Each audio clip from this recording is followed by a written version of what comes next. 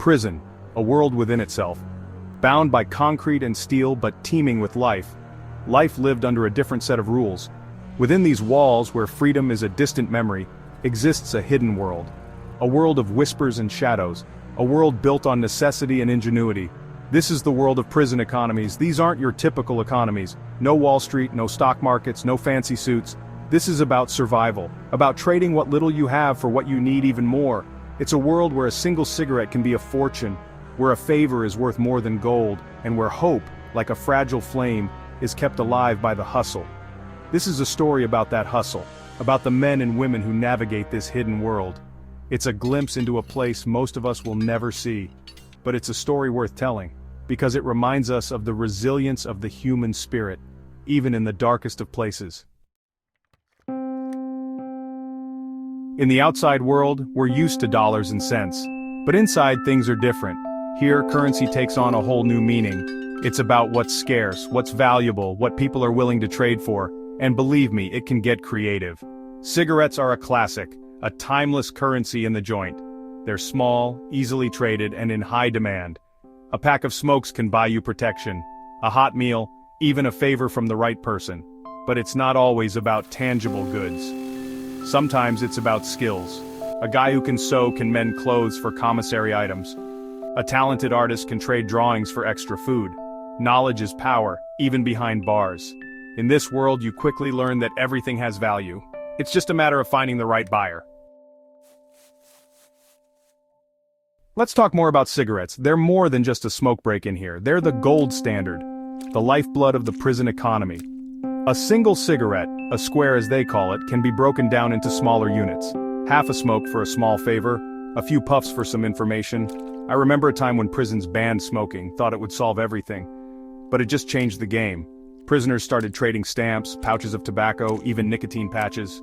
Anything to fill that void, to keep the wheels of the economy turning. It goes to show, you can't stop the hustle. You can only try to understand it. This system, this barter and trade, it's not new. It's as old as prisons themselves. Go back centuries, even millennia.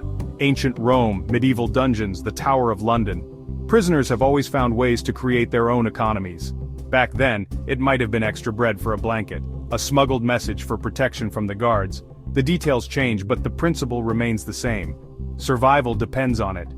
These stories, they echo through the ages, whispers from the past, reminding us that even in confinement, human nature finds a way to connect, to trade, to survive. Section 5. Beyond the barter talents and favors. Now, not everything is about cold, hard currency. Sometimes it's about favors.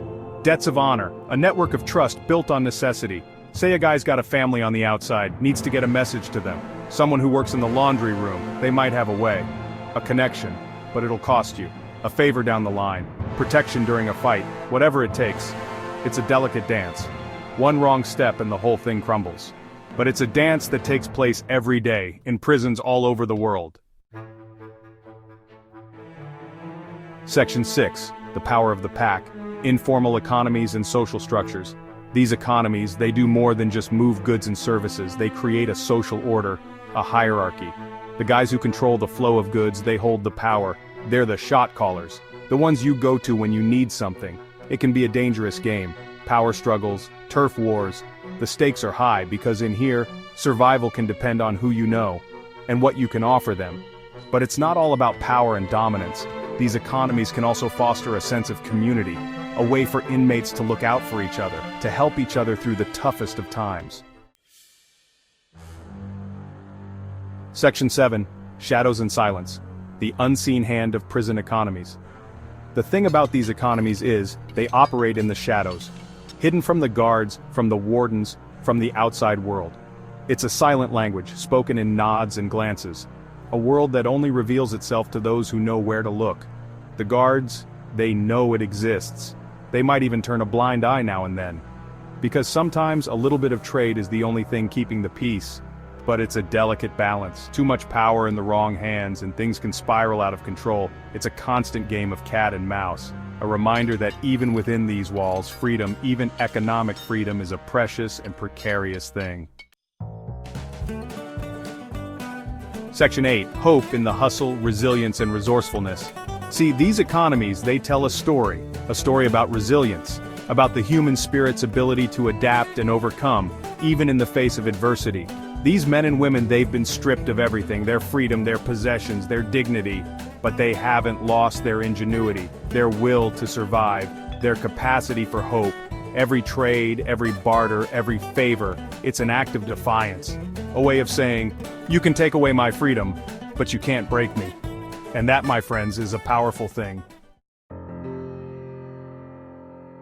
Section 9. A glimpse behind the bars. Understanding hidden economies. So the next time you hear about prisons, don't just think about the bars and the walls. Remember the hidden world within, the economies that thrive in the shadows. It's easy to judge, to turn away. But we have a responsibility to understand, to see the humanity in even the darkest of places. Because when we understand the hustle, we understand the people. And when we understand the people, we can start to find a better way, a way that honors their dignity, a way that offers them hope, even behind bars. That's all I got, for now.